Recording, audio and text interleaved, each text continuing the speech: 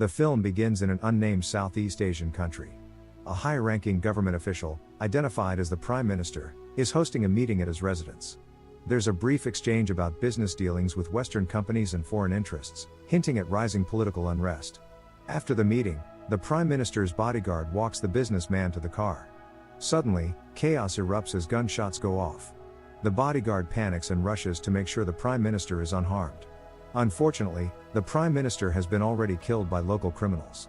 A few weeks later, we meet Jack, an American water engineer.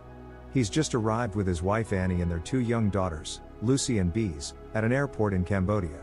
They're relocating for Jack's new job at Cardiff, a US-based water systems company that's partnered with the local government. They go through immigration, and it's clear that Jack is already feeling the stress of the move.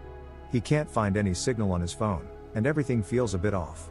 While looking for a cab outside the airport, Jack gets approached by a boisterous, seemingly drunk Brit named Hammond, who jokes around and offers to help. He gets a taxi for them and calls the city the Wild East and seems to know the area well, though his role remains mysterious for now. He gives Jack a sarcastic but friendly welcome to the country. Later, the family checks into a high-end hotel, the Imperial Lotus. But things already feel off. The power's flickering, the TV and phone service are down, and no one from Cardiff has left a welcome package or note. The next day, Jack steps outside to look for an American newspaper and some headache medicine. While wandering in the town, he notices a growing crowd of protesters clashing with riot police. Something's brewing, but he doesn't realize the extent of it yet. Suddenly, protesters overrun the police line, Molotovs explode, the air thickens with smoke, sweat, and screams. Jack realizes this is not just a demonstration, it's something far worse. He runs off, trying to retrace his steps, but the path behind him is now a battlefield. With no clear route, Jack runs through narrow alleyways, heart pounding, trying to navigate around the thickening riot. The screaming grows louder. Just as he gets within sight of his hotel, he suddenly stops. Ahead of him, the crowd is now swarming the hotel grounds. He watches in horror as a fellow American is dragged out of the lobby by rebels, thrown to the pavement, and executed. The message is clear: foreigners are targets. Jack quickly climbs a ladder of the hotel and smashes the window to escape. Jack stumbles through the corridors, making his way down the first floor. His ears catch the unmistakable pounding of fists and gunshots. When he peers down toward the lobby, he sees it: the rebels have broken through. They're forcing their way into the hotel, dragging out any Westerners they can find. Blood paints the marble floors. Jack turns and bolts, not for the exit, but up the stairs, toward his family. Jack bursts into their room, slamming the door behind him. Annie turns, startled. He tells her what he saw: the protesters, the executions, and that the hotel is no longer safe, as they need to leave. Annie nods, but they notice Lucy isn't in the room with them. Bees tells her parents that Lucy went to the pool. Jack immediately steps out and goes searching for her. He races through the service halls, avoiding the main corridors. Gunshots crack in the distance, his pulse roars in his ears. He pushes open the doors to the pool area, and there she is. Lucy is swimming and splashing calmly under the morning sun, oblivious. A moment of peace floating in the center of chaos. Jack rushes to her, pulls her out and starts running.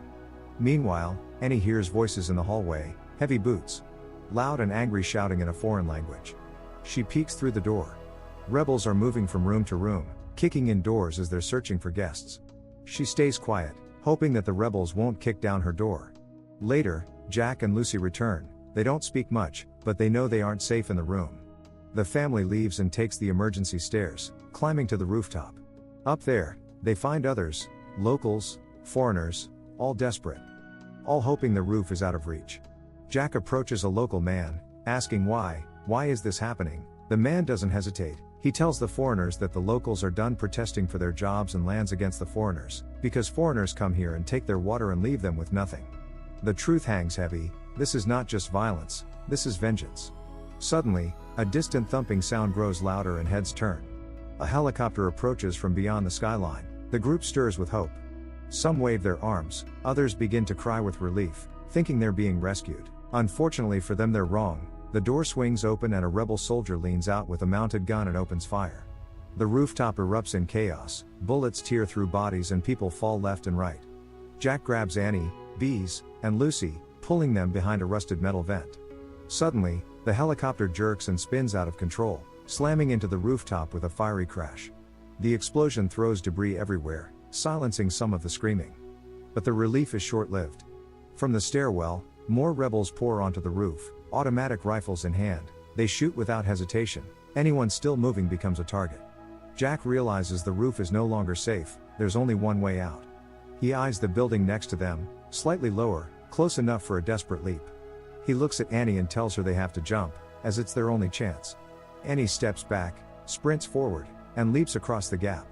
She lands hard on the other roof, rolls, but she's safe. Jack grabs Bees and throws her into the air. She sails across the gap, arms flailing, and Annie catches her. Jack turns to Lucy, tries to coax her, but she's frozen in fear. Behind them, rebels continue the slaughter. One of them steps over a bleeding body and fires another round into the chest. Jack has no choice, he forcibly grabs Lucy and throws her. Annie catches her and pulls her in safely. Jack backs up, takes a running start, and jumps. His body hits the edge and rolls, but he's made it. He then gets up and looks back. On the other roof, a rebel stands above the carnage, holding up a photo. It's his face. Jack leads the family down the new building and stops to catch their breath. As Jack peeks to see what's going on in the streets, he sees a rebel tank aiming at their building. Jack doesn't wait, he yells for them to move. They run into a nearby office and the cannon fires. The blast rips through the side of the building, destroying the office, but most people are hit. Jack drags his family behind a pile of corpses, and hides among them, holding their breath as footsteps approach. Later, rebels enter, rifles raised. They move methodically, checking each room, looking for movements and signs of life. Later, the rebels move on. When the rebels leave, Jack pulls his family up. Covered in blood and dust, they push through rubble and slip out of the building through a back entrance. They decide to reach the American embassy, as it's their only chance. They disguise themselves as the locals and find a motorbike and ride off. Minutes later, they arrive at the US embassy, only to find the gates blasted open. The American soldiers lying dead on the floor. Realizing that the rebels might be somewhere close, Jack and his family turn and run off. Jack spots a small place of worship. He pleads with the quiet groundkeeper to let them hide and he agrees. Inside, they crouch behind stone walls and prayer mats, as they try to keep the kids calm. But word has already spread, rebels are on their way. The rebels storm into the temple. Armed and furious, as they were told 4 foreigners were seen entering. Jack whispers to Annie to stay down. But Annie looks at her children, tears in her eyes. She gets up and steps out from hiding, offering herself. The rebels seize her. Jack can't stay hidden. He leaps from his spot, tries to stop them, but he's caught. They then force him to watch as they were about to violate his wife. Suddenly, Hammond storms in and opens fire, killing some of the rebels, but their leader escapes. Annie falls to the floor, shaken, but untouched. Later, Hammond leads Jack and his family down a narrow alley, leading them to a safe house. He offers them food to eat. The family eats slowly, as they're still shaken. Every bite tastes like survival. Eventually, they lie down. The tension fades for a moment. Later, Hammond wakes Jack up, as they've been found and the rebels are close. They realize they need to move again. They burst out the back, but Hammond gets shot. He tries to keep up with Jack and his family, but his wound is slowing him down. He tells Jack to take his family and keep running. Jack hesitates, but runs off.